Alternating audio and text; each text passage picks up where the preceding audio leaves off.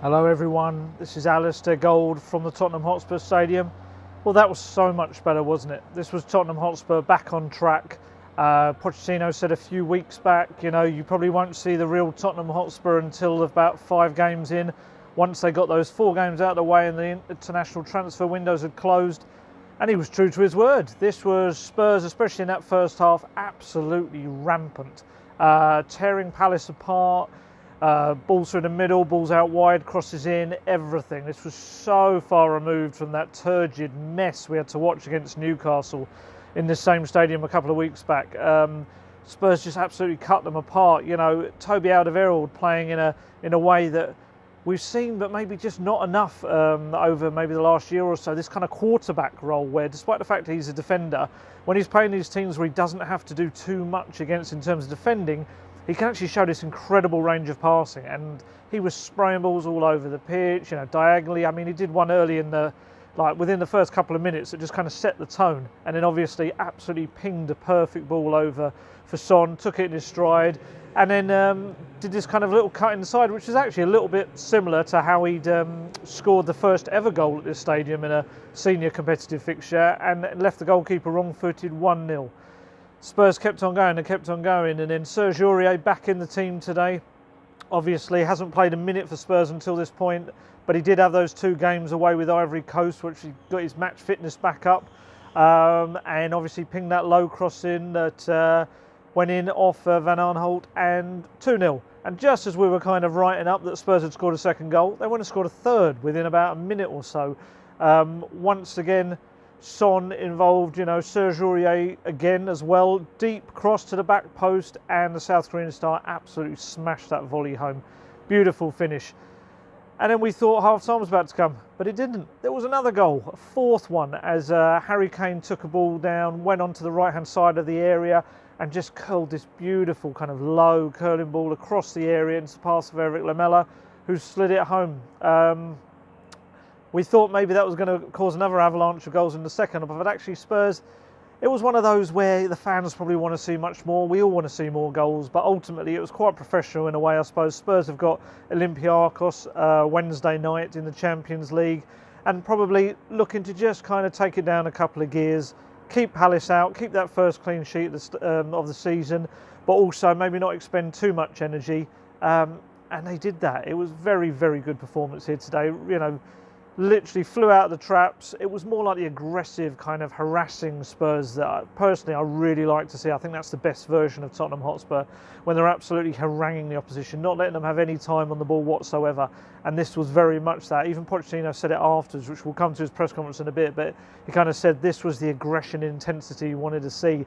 And you felt that. They absolutely battled for everything. And I know he divides opinion, but I felt Eric Lamela and actually Son as well kind of empathise, just actually, and they did just kind of sum that up in a person in a way, or 2 people. They were just chasing everything, first minute to the last, not giving the Palace defenders a moment to rest.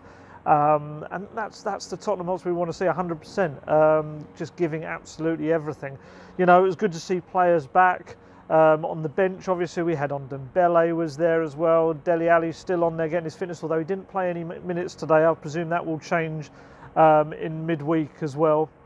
But and obviously Serge Aurier coming straight back into the fold, despite those quotes in the week, which were very non-Pochettino quotes, let's put it that way. Pochettino likes the collective. If anyone didn't see it, Aurier said about when he was asked whether he'd wanted to leave Tottenham because of the competition, he said, "What competition? I've got no competition."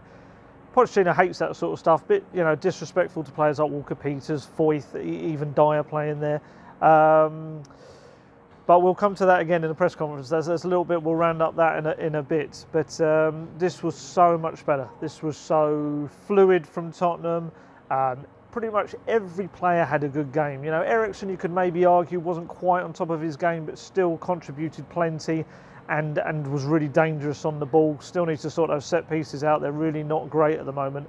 But this was as good a Tottenham as we've seen this season, and maybe for some while actually, in terms of shutting out a game defensively, but also absolutely carving a team apart at the other end. So let's go on to that Pochettino press conference after. It was an interesting one. It was quite quiet actually. There weren't too many journalists in there, so a few of us were asking quite a few questions. I mean, I asked him about how the fact that he said that early in the season about these 4 games are there to get out of the way and then get to this 5th one, and it would kind of almost like the season was starting from now, and he agreed. He said, you know, you can feel that. He said, I think his exact phrase was, you can have quality and that can help you win games, and even without focus. He said, however, when you've got the quality and the focus, you get performances like this. And he says, and if we show that intensity and aggression and focus in all our games, he said, we're going to compete for big things. He was, very much happier today, Pochettino. You can kind of see this. This was the perfect proof, wasn't it? What Spurs can be like once those transfer windows are closed, once everyone's minds are settled on the one kind of direction, really. He spoke about Serge Aurier. He was asked about what he thought of his performance. He said it was a great performance and he thought the player would be very happy with it. He said now what he wants to see is that intensity and that consistency going forward, not just in one game. Perhaps not a dig, but just a kind of a statement saying that if Serge Aurier thinks he's, you know, the top dog, as it were, in the right back slot, then he needs to show that week in, week out, and not put in a good performance one week and then the next a sloppy one. It'll be interesting to see if Kyle Walker-Peters is fully fit for the midweek game. Who comes in? I feel there's going to be rotation. I think Walker-Peters might come back in. But again, we'll come to that because that's another bit in the press conference to come. So yeah, he wants more consistency from Aurier. He's very happy with the team itself. Someone pointed out to him the strange thing of Tottenham scoring 4 goals and Harry Kane not actually getting one of them, which is quite rare when he's on the pitch. And he said, quite frankly, he's quite happy to leave Harry Kane to score goals at more important times if he's not going to score on days like this, which I totally get his point. I asked him about this place, this stadium, and I said, look, you know, this is White Hart Lane very much was, especially in that last season, Spurs were unbeaten there. It was a real fortress. I felt they started off kind of that way here last season. However, it started to just kind of fade away slightly and it became a little bit more nervy and not quite the home it should be. And this season, obviously, had the Newcastle Villa game. Eventually they got there, but it was wasn't quite a fortress, I'd feel. And then Newcastle as well was obviously an absolute mess, as we know. So I asked him, how important is it now after a game like today to get back to this, or get to this stadium being a fortress, a real home for the team, a place where opponents will actually dread coming here, whereas maybe at the moment opponents are just delighted to come here to see this amazing stadium, what it holds for them, and they all up their game. And he said, you know, it's still very early days. The team and him, everyone's getting used to this new stadium. He said it's an amazing stadium. He said, but it's going to take a little bit of time for it to feel like a home. And he said that will come. And interestingly, he told me, because David Beckham was here today, who sat a couple of rows in front of Daniel Levy. Pochettino said he had a word just before he came in the press conference with David Beckham. And he admitted that Beckham said what an amazing stadium was, and actually also admitted that he wished he played for Spurs and Pochettino so that he could play here, which you could tell Pochettino, a big beaming smile. He absolutely loved the thought of Beckham saying he'd wished he'd played for Tottenham Hotspur under Mauricio Pochettino. That was a good one for him, and you can see it. I mean, even just see it over my shoulder. It is a phenomenal stadium, and the noise when the crowd are fully going is incredible.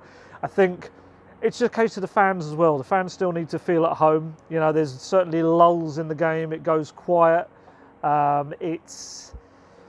You have periods where maybe, you know, the Spanish style of being a fan, where fans are kind of watching the game, looking to be entertained rather than roaring the team on. But that will come. You know, White Hart Lane in that last season was an absolute, just a cauldron. The atmosphere was so crackling and intense and fantastic. And I think that will come here.